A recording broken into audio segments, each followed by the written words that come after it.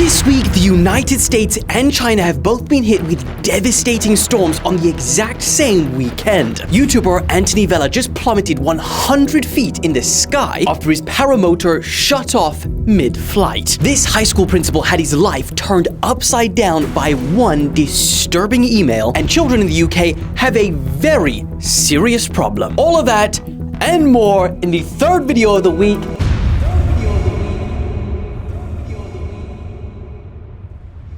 Holy fuck.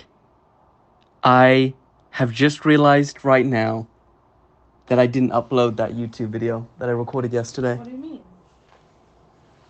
Oh my god. Third video of the week. So let's get cracking!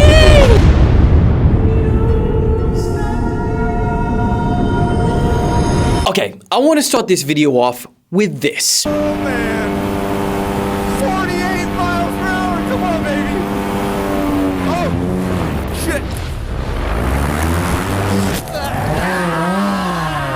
After he fell from the sky flying about 50 miles per hour, he can be heard screaming in pain and asking Siri, call 911. Oh, when I was watching this, I was like, of course this would happen in the most serious and urgent situations, but Siri didn't respond multiple times, and I felt the freaking anger just watching this. Hey Siri, call 911. Hey Siri, call 911. Call 911. Emergency. Finally, after multiple times, the call was placed, and luckily a man working nearby saw him fall out of the sky and ran over and helped pull the paramotor off of him. They wait around while he's in excruciating pain for about 20 minutes until the paramedics arrive, and when they take him to hospital, turns out the reason he was in such excruciating pain was because he had completely shattered his right arm, and he also had a fractured neck, back, and pelvis. He explained that the crash was actually not the machine's fault, but rather due to him missing a small pension knot during his checks before he took off.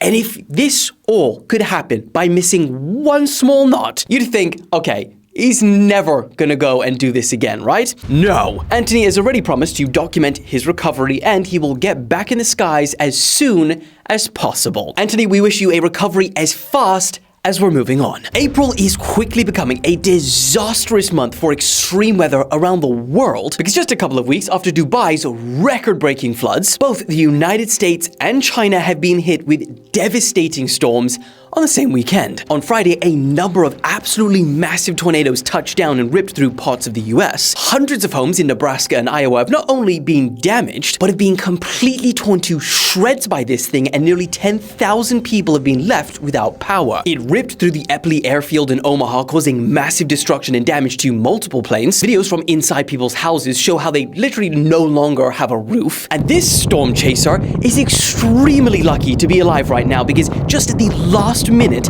he was able to swerve away from a semi-truck being blown over into his lane. And then, just last night, all of these extremely dangerous tornadoes that ripped through Nebraska and Iowa made their way over to Oklahoma. And as you can see, it turned the town of Sulphur, yes, apparently that's the name of the town, into something that genuinely looks like it should be straight out of a movie set. And as of Sunday, the day of recording, this extreme weather is not even over, because cities including Dallas, Austin, Oklahoma City, Tulsa, Wichita, Topeka, and the Kansas City metropolitan area could be affected in the coming days. And then at the exact same time, over in parts of China, videos show hailstones the size of freaking grapefruits smashing down on roads, roofs, and lakes, as people, as you can imagine, just run for their lives to try and get under shelter. I mean, just listen to this.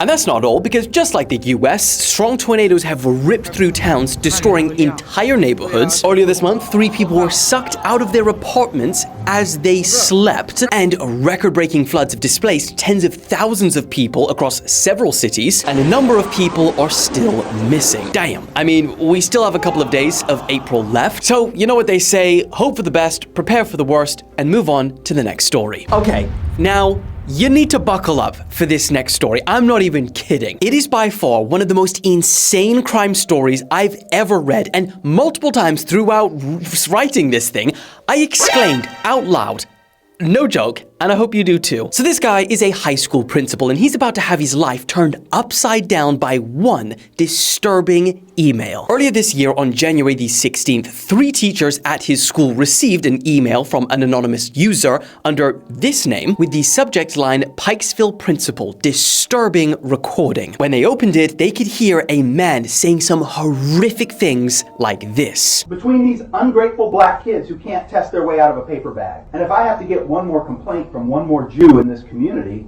I'm going to join the other side. Shocked and outraged, one of the teachers, who didn't even like Principal Eric in the first place, quickly sent the recording to multiple media outlets and even decided to share this recording with one of the students, which she knew would quickly share it across multiple social media platforms and throughout the school. And it is an understatement to say that it worked. The recordings went so viral and caused so much outrage that the school security had to be tightened. Angry phone calls overwhelmed the front desk. Employees at the school felt afraid. Teachers started taking phone calls in the parking lot, believing that there's been listening devices planted in the school. And as for Eric, well, he and his family received so many threats of violence that police officers had to provide round-the-clock security at his home. He was suspended from his job, and according to a police report, one person told him the world would be a better place if you were on the other side of the dirt. But despite all of this public outrage, Eric still denied that he'd ever said any of those awful things. 3 months of absolute hell ensued, with him being labeled as a racist, until one day he gets a call by the FBI. They say to him that through a subpoena that they issued at Google, they managed to trace that original email back to an IP address belonging to a relative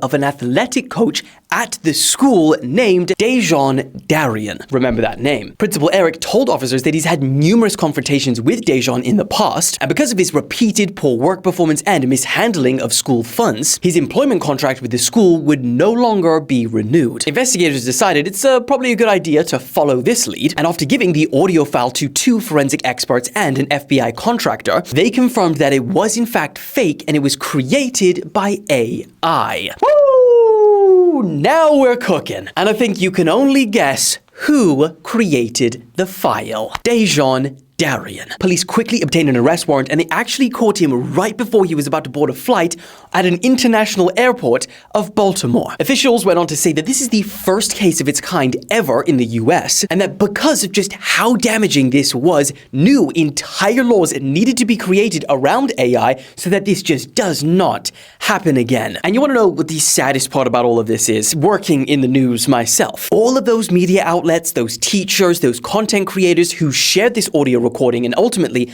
putting this man and his family's life in danger, well, they will most likely never issue a retraction saying that they were wrong. And even if they did, lies spray way faster and way wider than the truth often does. So I mean, we talk about the dangers of AI like there's something that's coming in the future. But if a man's life can be ruined and it takes 3 months to find out that this recording was AI, the danger is already here. And it's real. Insane. I told you, let's move on. I've got a question. What the beep is going on in the UK right now? Sorry, I don't know if Alex cuts out all of the swearing enough, or he just puts a cough in place. Oh, actually, sorry, a little bit of a side note while I'm remembering. I thought the cough was really funny when Alex played it to me in the final review. We'll be going into the adult film industry and starting Yeezy. But my lord, was there an avalanche of hate for that cough? Can we pull up some of the comments? They are hilarious. Someone put a timestamp of 2 minutes 48 saying the cough is already driving me nuts. And then not even a minute later, he comments the time that he says, oh my God, the cough is so bad, I've got to turn this off. So bro, we lost a viewer because of the cough. The cough is killing me. The cough thing is annoying. The cough sound, nah brah. Anyway, a lot of people hated the cough. Honestly, I don't even know whose cough it was. I don't know whether it was Alex's or mine that he just cut. But anyway, what the hell were we talking about? Right, the UK. This week, in the largest report of its kind from the WHO, they found that England specifically has the highest rate of child alcohol consumption in the world. They examined data from 280,000 children aged 11 to 15, and they found that the global average of 11-year-olds who had drank was about 15%. But 11-year-olds in England more than doubled that. A staggering 35% of boys aged 11 and 34% of girls aged 11 have drank alcohol before. Oh, and by the time they're just 13, that number jumps up to 50% for boys and 57% for girls. So girls are just overtaking guys at this point. Oh, and it's only getting worse as time goes on, so expect this number to rise. Because just 6 years ago, in 2018, 11-year-old girls and boys who had drank before was only 22% and 17% respectively. So that's a big jump. You scare me. You're an alcoholic. Do I have for beers? Seriously, you are an alcoholic. Yeah, you're drunk. You know what? You're in no condition to deal with this right now. Taking my beer. I just thought that was interesting. So I guess the question is England's future absolutely cooked, or is it not that big of a deal? Moving on. Okay, I never thought for one moment in my life that I would ever be interested in South Korea's first ever sex festival. But hear me out. Because this whole situation is genuinely fascinating. Alex, I am going to be talking about a lot of things which need to be cut out, so I don't imagine we use the cough again. But we could do, just to start a riot. But maybe we shouldn't. I'll leave it up to Alex. So whatever Alex does, just blame him, okay?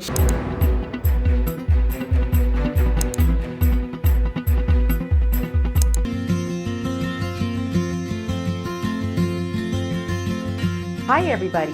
Today on Rachel Cooks with Love, I'm gonna show you how I make my delicious corn casserole. I'm gonna show you how I make my delicious corn casserole.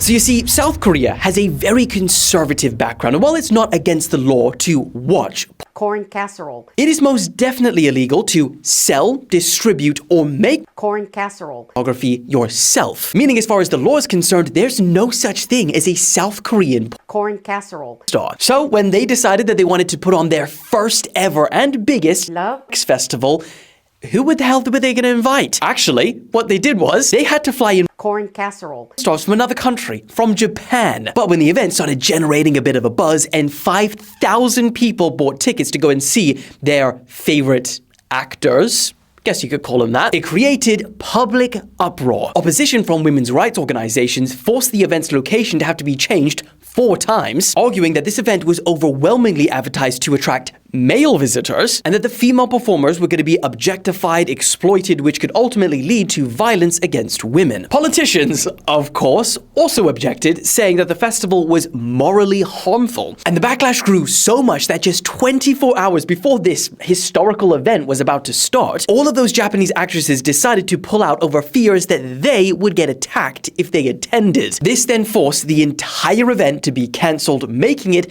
the first and largest ever festival to have never happened. I mean, and it's honestly so interesting. What do you think? Is it a good thing that the country is trying to not allow Corn casserole. pornography to become normalized? Or is it all just an unnecessary constraint on personal freedom? Let me know in the comments. But talking about all things, what's the right word for this? Morally harmful? Corn casserole. Doja Cat has just confirmed herself that her music is not good for kids. She told her fans that come to her shows with their children, "I don't know what the f*** you think this is, but I don't make music for children, so leave your kids at home, motherfucker." Alex, blur out all of the swearing. She followed that up by saying, "I'm rapping about Love. why are you bringing your offspring to my show?" And the last one, rapping about eating Whole stick of butter and whip it up a little. on his V-cut, leave your mistake at home. Jeez, I mean, we can all agree that all of those things not great for kids to listen to. But number one, talking to your fans like that is wild. The people who are literally giving you a career and then calling their kids offspring and mistakes is wild. I would never speak to you like that because I love you, and that's the end of the video. This has been a long week, as you can imagine, but I guess I'll see you again on Thursday or Friday, or just whenever you get the next video. Thank you all for watching. I love you, and I will see you on Thursday or Friday. Bam! Corn casserole. It's an oldie, but a goodie.